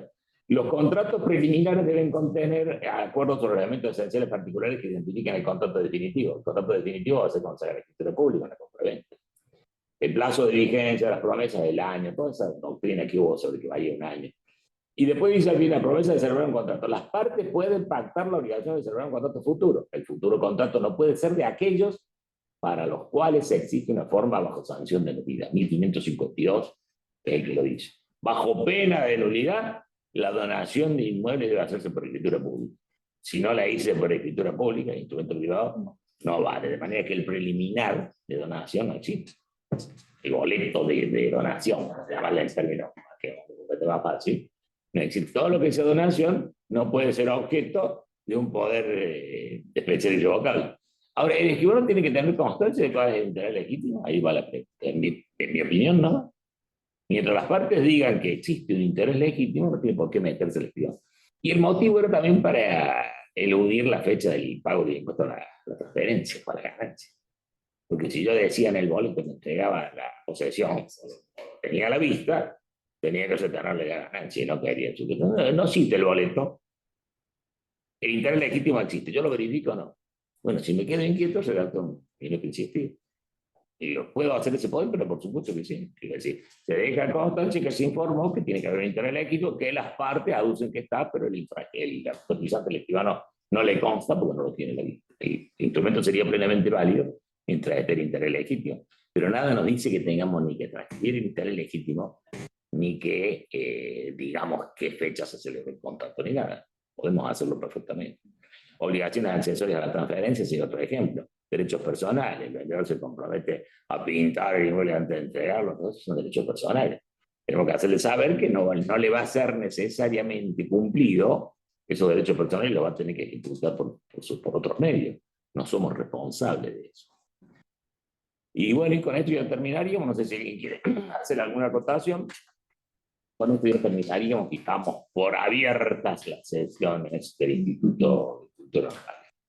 Muchas gracias, perdón, se dio el tiempo, sí, me excedí. Hubiera querido seguir un par de horitas más, y es que algunos hay igual, pero pasa el tiempo. Si hay Ahí alguien, estoy viendo si alguien levanta la mano y quiere hacer. no se tiene que ver todo de época de No, no tanto. No veo ninguna mano levantada. Bueno, en la próxima sesión tenés calculado el llamado para responder. Puedo hacer una 15. breve acotación. Una breve acotación, que me imagino la breve acotación. Bueno, buenos días. De vuelta acá en el instituto. Parece hermoso, bellísimo. Una notita de color, yo doy fe de sus charlas en cuanto al funcionario público. Me acuerdo en la jornada del año pasado con Manuel Cornet y el doctor Bono, que tuvo ahí un pequeño encuentro en cuanto al funcionario. Bonito era el penalista. Boneto también, exactamente. Así que doy fe en cuanto a su rigor. Pero no se explicó. No. Aprovecharon el chiste de Manuel Cornet para reírse todos, pero no quedó explicado. No queda explicado. Pero yo doy fe de su rigor de albergar el tema del funcionario público. Obviamente que lo que más me quedó de esta charla es en cuanto a la veracidad del funcionario público. El funcionario público tiene que ser totalmente verdadero en su... Es la esencia. Es la esencia. Y también es la esencia de la imparcialidad. Esa imparcialidad en donde el funcionario público tiene que estar en ese equilibrio de la balanza de la justicia, que por más que venga el requirente, que sea el donatario, y que el donante sea una persona distinta, o esta persona de que sea una persona vulnerable, que esto que hablamos de la vulnerabilidad del año pasado, el funcionario público tiene que tener esa imparcialidad de decir, bueno, tenemos una audiencia aparte con esta persona en esta situación de vulnerabilidad, para saber realmente si tiene esos motivos en cuanto a la donación y más. Entonces esa imparcialidad es algo que tiene que albergar bien el funcionario público. Y también siempre destaco el artículo, creo que es el 296 o 298, que es que los instrumentos públicos dan plena fe en cuanto al lugar, a la fecha, a los hechos y a las declaraciones de las personas. 296. El 296, pero no así su sinceridad. Entonces, nosotros, en nuestra función pública, da validez a ese tipo de declaraciones y a las declaraciones que pasó ante nosotros. No a la sinceridad. Después la sinceridad es una cuestión aparte. Entonces, ese es más o menos el aporte que quería establecer acá. A mí me quedó una duda. Escucharon tan bajito, un poquito más. A mí me quedó una duda en cuanto a si la registración, digamos, de un instrumento que nosotros hacemos integra esa parte de la obligación de resultado, con este ejemplo que usted daba de esta escritura de aceptación de donación, que tal vez podría no inscribirse. He visto, por ejemplo, otros casos más administrativos, si se quiere, donde nos sale un catastral que dice: se sugiere que las partes hagan un nuevo plano. O sea, no sale rebotado, digamos, el catastral, pero tampoco sale bien, está ahí. Entonces, si en ese caso, donde yo advierto que la registración tal vez no sea posible, me queda ahí como que si no es parte de la obligación, como de la parte formal en donde nosotros asumimos esa obligación de resultado. O sea, como que ahí la medida que insistía es como que me da... Es bastante opinable, ¿no? En un sistema donde la registración es obligatoria, Claro, uno puede pensar hasta qué punto no es una obligación funcional. claro, Y digamos. si fuera una obligación funcional, empezamos a dudar sobre la medida que existía. Claro. Para mí se puede perfectamente liberar la registración porque hay casos en donde incluso uno no responde de que el registro tenga una opinión contraria de derecho, como pasó tantas veces. Sí. Fíjense cuando se reservaba, ese problema lo hemos tenido. Dono la nuda propiedad y me reservo los usufructos para mí y para mi esposa, que no es la titular opinión. Eso en Córdoba no se repitaba, no sé decir. Yo lo el registro me contestaba que no era posible porque estaba prohibido el contrato entre cónyuges, o diríamos, no son hábiles, artículo 1002 del Código Civil Comercial, para contratar y ahí le estaría donando encubiertamente a mi esposa el usufructo, porque yo no era el titular. Sí. Entonces, eso es opinable, hasta qué punto no puedo liberarlo informándole que es una de esas, pues el registro lo observa. Pero te digo, la pregunta interesante de nota que ya me te ha quedado. No, aparte, Urticando, digamos, digamos. siempre pensando como en esta obligación de prestar el servicio, digamos, hasta dónde esa obligación a mí me hace hacer algo que yo también pienso que es muy opinable y hasta dónde me puedo excusar. Bueno, Moisés Panes explica eso en materia recursiva. Por ejemplo, diciendo, ¿tiene la obligación el ciudadano de seguir toda la cadena de recursos para lograr la reputación? Cuando depende de otro sujeto que no es él, como es el registrador. Entonces, según él, lo consulta. Si la parte quiere seguir peleando la inscripción, no estamos refiriendo al último recurso, Sí, ¿no? claro. Cuando ya se sale de la esfera administrativa, Sí, recursos sí. judiciales. Sí. No nos gusta jurisdiccional porque los otros también son jurisdiccionales. El recurso judicial, cuando ya salgo del registro y me voy al Tribunal Superior de Justicia para que me mande una cámara, ¿hasta qué punto yo tengo obligación de hacer eso? Claro. No tendría la obligación, las partes me podrían liberar. O sea, es un aporte de doctrina, un argumento de autoridad, porque como hace para decía, se podía liberar. Es más, tiene la obligación el escribano de preguntarle, ¿me han observado el título? ¿Niegan la inscripción? ¿Usted desea que yo siga planteando la cadena recursiva? O no lo desea. A lo mejor el particular, como puede sufrir un daño, tener costa, pagarle al abogado, careros, no hay ningún abogado. Me encanta cuando hay un abogado y criticar, son careros los abogados. Para evitar esos gastos, a lo mejor el particular diga, no, desisto no de la inscripción. Y Claro. tengo la obligación de preguntar. Y que no solamente que lo libera, sino que tengo que preguntar si quiero o no. Sí. Porque es la reacción de un tercero. O sea, yo diría que dentro de la opinabilidad que tiene, que realmente la reconozco, se podría liberar. Y sobre todo apoyándome en la postura de que no es obligatorio el certificado de registro, que me pide, si no pido certificado de registro, no lo voy a poder inscribir. Y si el certificado no es obligatorio, que te lo dice gran parte de la doctrina encumbrada, tomando la Pensavali, García Coni, Américo Corni, que García Coni es el que sugiere que se ponga para gozar de la reserva de prioridad. De manera que si tenemos la liberalidad de pedir o no el certificado de registro, con mayor motivo la inscripción o no. Pero, insisto, es opinable. Gracias. Bueno, si no hay más preguntas. Sí. Perdón, sí había dicho. Dos cositas, buenos días. Quería ver, mientras lo escuchaba hablar, vi el contrato, vi las tratativas contractuales, el código, y el artículo 993 dice respecto a las cartas de intención que son de interpretación restrictiva. ¿Podría aplicarse como criterio de interpretación para el caso de una minuciosidad? La interpretación restrictiva. Tomarlo en caso de conflicto, si se le puede aplicar ese artículo 993 a una interpretación restrictiva a una minuciosidad. Habría que imaginar el caso, pero creería que sí, que sería factible. Claro, porque ahí también generaríamos otro problema. Digamos. Claro. Simplemente eso. Sí, sí, me parece interesante la reflexión. El 993. Sí, el 993. Nosotros siempre vamos al 994, que se refiere al boleto de compraventa como preliminar. ¿Hay más preguntas? Sí, ahí hay una pregunta que dice de Carlos Pastor. Si la minuta insistida se incorpora. Yo creería que no hay ningún obstáculo. Nosotros enseñamos incluso en el clásico y todo lo que sea que haga el escribano, que pueda tener validez para el día de mañana, no tenemos que ser egoístas y guardárnoslo. Por ejemplo, pido un certificado médico para ver que el testador está en sus cabales. Y el médico se tiene que jugar, pero después no se juega al declarar, hay que tenerlo presente en la práctica. Después cuando lo llamamos a declarar, y no, el sujeto no está, imagínense, tenía 84 años, le he dicho hace poquito.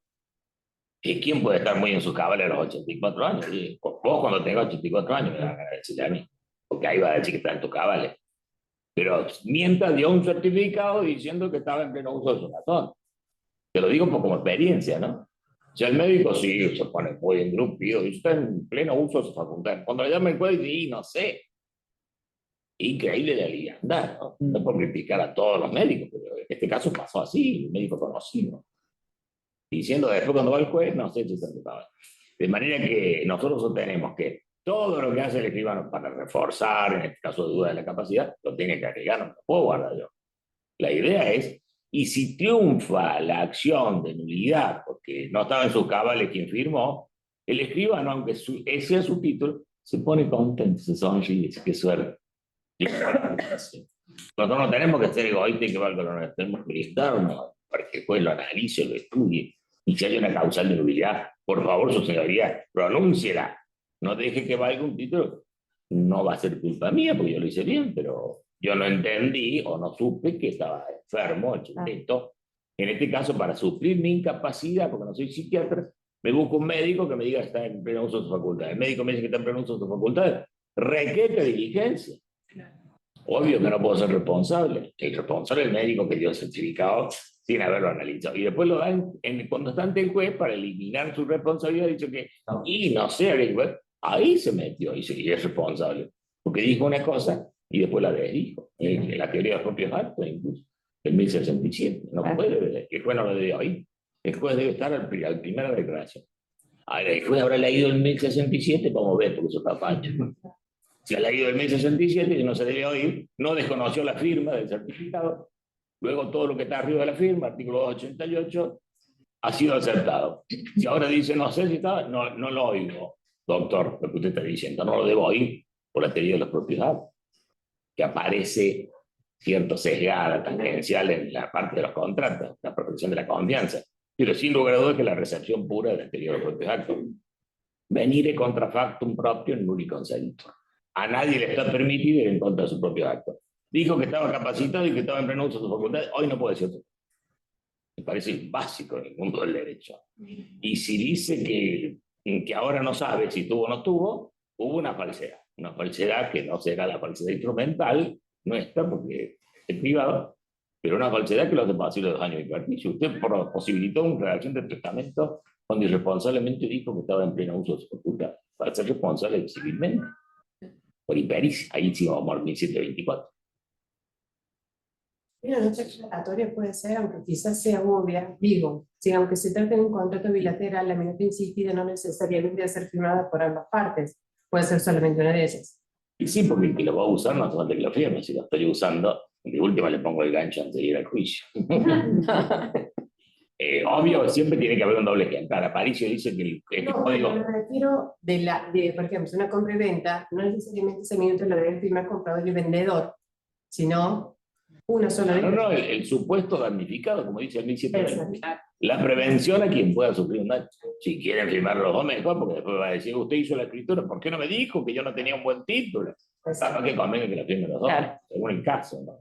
Lo que interesa es tener una prueba documental de que se informó, que es lo que nos más el 59 para los médicos y el 1720 en forma genérica. Un respaldo más para el escribano también. Claro, es un respaldo muy valioso. Es un respaldo muy valioso, es algo que nos niegue la firma. Es como preconstituir pruebas. Claro. Si estamos... Sí, a ver, Leticia, ¿podés activarte el micrófono? Leticia Pascual Interior. Hola, buen Ahí día. ¿Me escuchan bien? Buen día, se oye. ¿Cómo está? Bueno, primero, recién de lo que estaban hablando, quería justamente saber quiénes iban a ser las partes en la minuta insistida, porque yo lo he utilizado en varias oportunidades, principalmente para dejar en manifiesto por parte de los otorgantes de la escritura de que han sido debidamente asesorados, en este caso por mí, en ciertas cuestiones firmadas por ellos. Por ejemplo, lo he utilizado cuando han querido hacer una escritura faltando plano, sabiendo que no se iba a llegar o podían o no llegar. Es uno de los supuestos que teníamos también. Es uno de los supuestos que teníamos previsto como redacción de minuta insistida, que lo completás ahora vos. Ah, bueno. Entonces, sabiendo que podían o no llegar con el tema de los tiempos, con los planos, para hacer una complementaria en cuanto para continuar con la inscripción provisoria, entonces que sabían que habían sido asesorados y que podía suceder tal cosa. Como también me pasó en su momento, por ejemplo, de una donación de un señor de su único bien a uno de sus hijos, sin perjuicio de las acciones de colación, reducción y demás, pero yo quería dejar en manifiesto de que le había contado y asesorado y comentado todos los riesgos que podía llegar a tener. Entonces, esas minutas insistidas, que por lo menos la había elaborado yo, la firmaban las partes, yo no, pero ponía en manifiesto todo lo que no podía dejar manifiesto en la escritura, para no intervenir y no ensuciarla, lo ponían separado. No sé si eso les sirve, y después también me dejó pensando el tema de la naturaleza jurídica de este instrumento. Me gusta mucho el tema de que sea un consentimiento informado.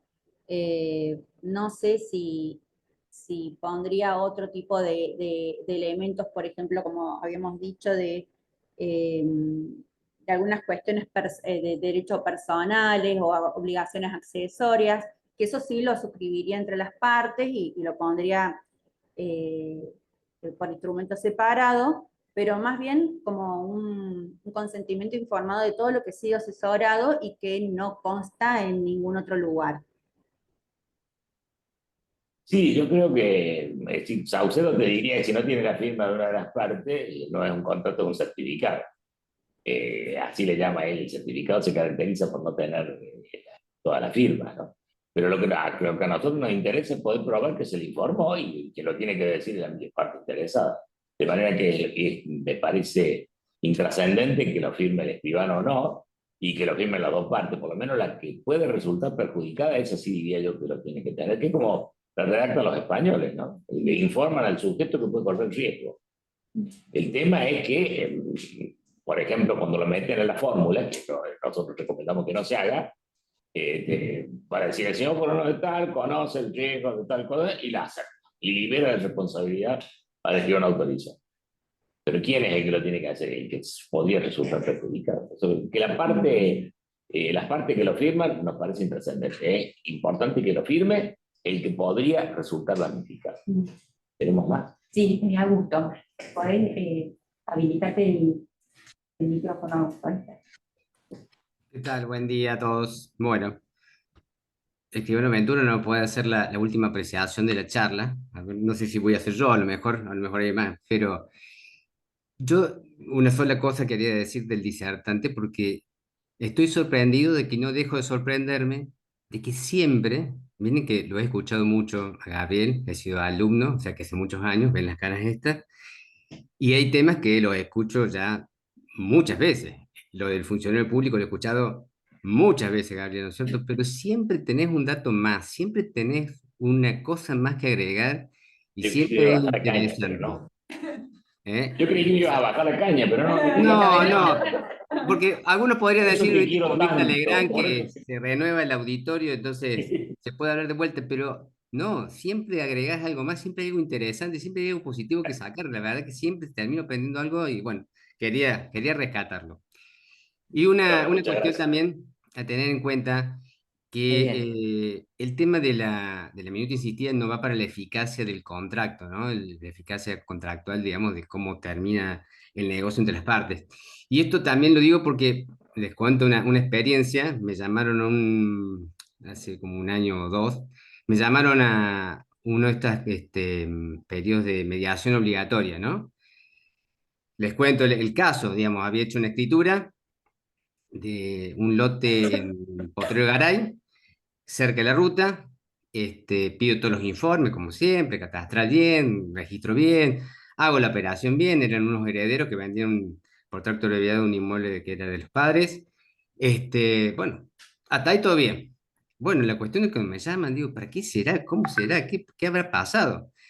Y bueno, entre eso, me llaman porque en realidad se vendió un lote que era de 900 metros y tenía 750 en la realidad, ¿no? En la realidad, o sea, la escritura, por supuesto, el título antecedente decía 900 metros, En la escritura mía puse 900 metros, el registro de propiedad tenía en su matrícula 900 metros, catastro 900 metros, no había nada, en ningún lado salía 750 metros. Pero la cuestión es que me llaman a mí, y a todo esto, bueno, lo principal por qué me llamaba a mí, por qué me dijo el abogado que me llamaba a mí, era porque el escribano tenía una obligación de resultados, ¿no? De resultados.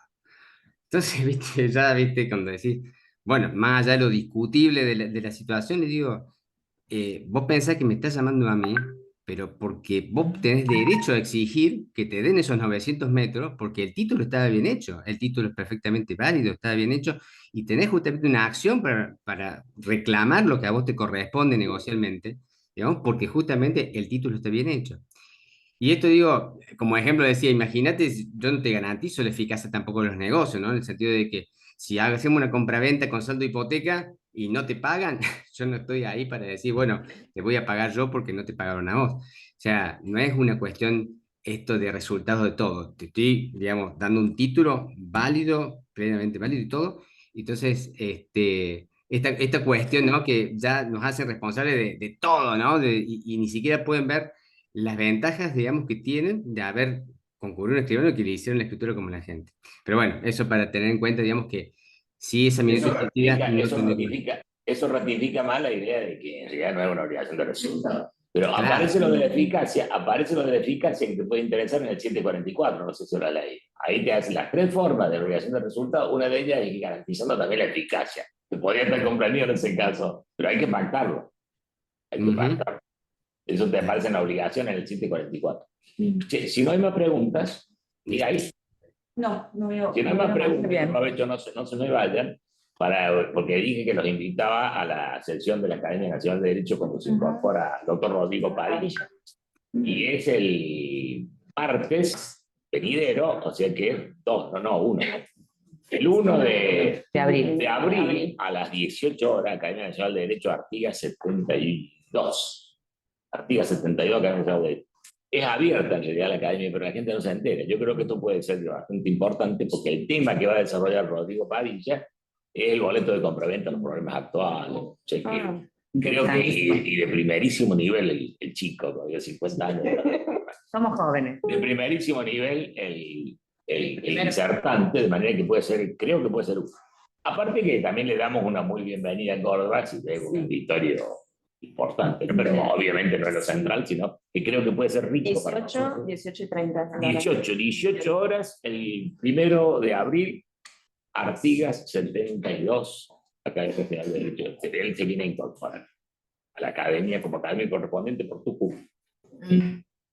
Sugiero que el que les interese esté invitado, no es que yo lo invite, sino que la academia siempre lo hace, pero no puede llegar a todo. O sea, que conoce el mail, algo así, que también pueden aprovechar para decirle a Cristian Sommer, que es el secretario, que tome nota y que les haga llegar las invitaciones para la disertación de interés.